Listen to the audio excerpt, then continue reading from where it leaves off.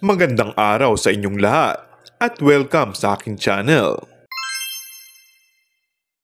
Parang hindi nagustuhan ng ibang Eat Bulaga avid viewers ang bagong segment nitong That's My Boyfriend na nilaunch nitong Miyerkules ng hapon. Samut-sari ang mga komentong mababasa sa Facebook Live ng TVJ kung saan mapapanood online ang nasabing noontime show.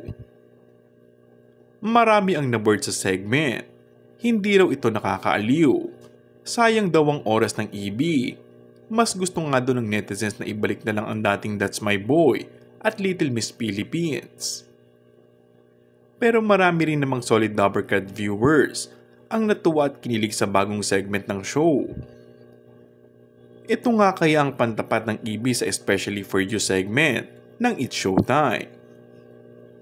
Pareho kasing nakaupo sa couch ang mga hosts sa dalawang segment. That's My Boy kasi ang teaser na ipinapakita sa TV5 at mga online platforms ng EB na dapat daw abangan ng mga viewers. Buong akala ng Team Bahay at Team Online viewers ng Dabbercats Noontime Show na ang dating portion na tungkol sa mga talented little boy ang nasabing segment. At nitong Miyerkules lang, ni-reveal na ang complete title ng segment na That's My Boyfriend.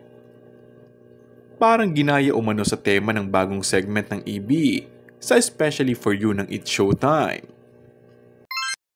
And that's all for our today's video. Kung bago ka lang sa aking channel ay mag-subscribe at pindutin na rin ang notification bell. Maraming salamat!